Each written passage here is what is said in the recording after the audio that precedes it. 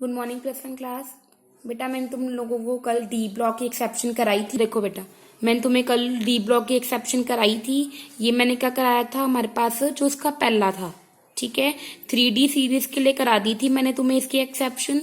बेटा as it is, जैसे मैंने इन एलिमेंट्स की तुम्हें ये जो 10 एलिमेंट्स हैं, तुम्हें 10 एलिमेंट्स की 3D की कराई है एक्सेप्शन। ये सब कंसेप्ट वैसे का सारा कंसेप्ट तुम्हारा 4D में है और वैसे का वैसा कंसेप्ट तुम्हारा 5D में है, ठीक है। अब ये देखो, उन्होंने बोला exception for D block also same रहेंगी, ठीक है, 4D के लिए भी सेम है और 5D के लिए भी सेम है। क्लियर है। अब देखो स्कैंडियम, टाइटेनियम, वेनेडियम, ठीक है। अब स्कैंडियम का क्या है, छोटा है। फिर अगर हम इस तरह बात करें, मतलब 3D 4D 5D की बात करें यहाँ पे, ठीक है, तो क्या बनेगा, स्कैंडियम, मीटियम, लेंथियम, ठीक है। तो क्या बन जाएगा, ये 3D, ये 4D, ये 5D, फिर 3D 4D 5D, ठीक है। अब ध्यान से देखना, हमने पढ़ा हुआ है कि 57 के बाद जो 58 से 71 तक के एलिमेंट्स होते हैं वो एफ ब्लॉक में एग्जिस्ट करते हैं। पढ़ी हुई है हमने चीज, क्योंकि जो एफ ब्लॉक वाले एलिमेंट्स होते हैं वो क्या होते हैं, मतलब वो नीचे वाले होते हैं, ठीक है, लेंथिनॉइड्स एंड एक्टिनॉइड्स होते हैं। और लेंथिनॉइड्स एंड एक्टिनॉइड्स के लिए एक चीज जो हमारे पास आती है, वर्ड आता है, वो होती है लेंथिनॉइड कंट्रैक्शन। लेंथिनॉइड कंट्रैक्शन होती है कि जो मतलब साइज जो होता है वो बहुत छोटा और कंपेरेबल हो जाता है 2-4 एलिमेंट्स का, तो इनकी प्रॉपर्टीज को हम अलग डिफ्रेंशिएट नहीं कर सकते हैं। जैसे उन्होंने बोला, अगर ये एलिमेंट्स की बात करें तो पहले वाले में तो ठीक है, पहले वाले में तो स्कैंडियम जो है उसका छोटा है, फिर येट्रियम, फिर लेंथियम, उसका तो ठीक है।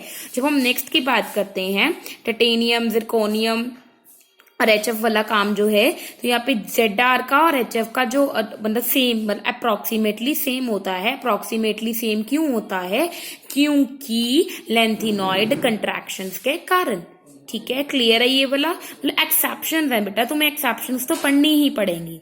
क्लियर है, ठीक है।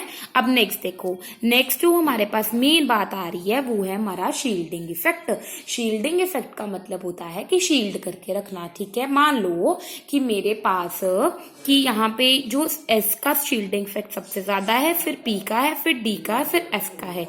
उन्होंने बोला S का क्यों है, ड्यू टू इट्स शेप, उसकी शेप के कारण, क्योंकि जो S ब्लॉक है वो छोटा है और न्यूक्लियस के पास रहता है, तो न्यूक्लियस को जकड़ के बैठा रहता है, तो वो जो न्यूक्लियस की अट्रैक्शन होती है, तो जो उनकी अट्रैक्शन होती है न्यूक्लियस की, तो एस ब्लॉक उसको जकड़ के बैठा होता है, तो जो उसकी अट्रैक्शन है उसको बाहर नहीं जाने देता है। तो बाहर वाले जो इलेक्ट्रॉन्स हैं वो अंदर वाले पॉजिटिव इलेक्ट्रॉन के, पॉजिटिव न्यूक्लियस के पास जा ही नहीं पाते, तो वो आपस में रिपेल हो ही जाते हैं, ठीक है। तो उन्होंने बोला जो इनर इलेक्ट्रॉन और आउटर इलेक्ट्रॉन है वो आपस में रिपेल हो ही जाते हैं, ठीक है, तो पहुंच ही नहीं पाते हैं। तो जो एटॉमिक रेडियस है वो क्या हो जाता है, कम हो जाता है स्टार्टिंग वाले पॉइंट का। इसको हम बोलते हैं जो एफ है, मतलब एफ ऑर्बिटल, उसका पुअर शील्डिंग इफेक्ट होता है, मतलब उसको नहीं शील्ड कर पाता है। तो उन्होंने बोला जो आउटर इलेक्ट्रॉन है, it can not shield outer electron from the nucleus, वो न्यूक्लियस से जो बाहर वाले इलेक्ट्रॉन्स होते हैं उसको शील्ड नहीं कर पाता है, तो वो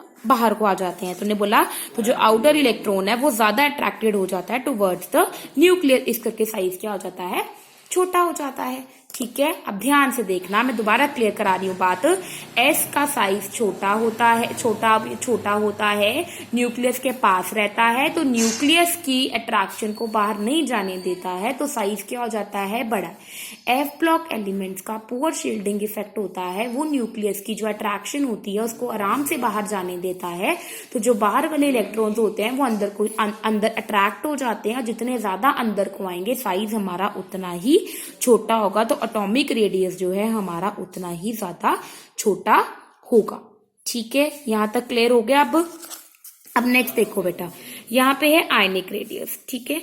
अब आयनिक रेडियस क्या होता है, जब आयन्स बनते हैं, M पॉजिटिव में कन्वर्ट होगा, एक इलेक्ट्रॉन देके कैटायन बन गया। अब M ने एक इलेक्ट्रॉन ले लिया, ठीक है, तो क्या बन गया, एनायन बन गया। एनायन का साइज बड़ा होता है अपने एटम से और कैटायन का छोटा होता है, ठीक है।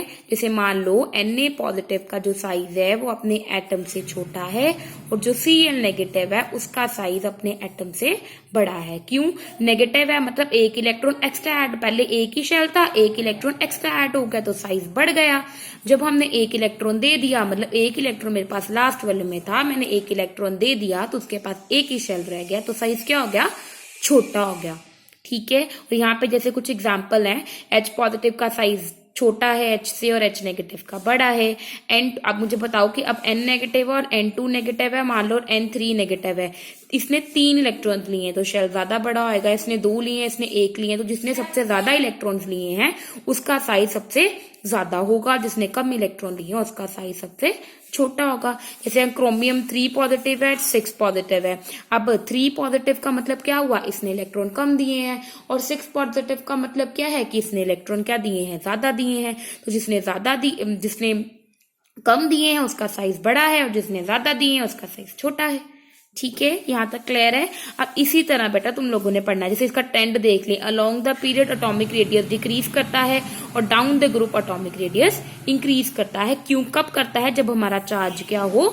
सेम हो।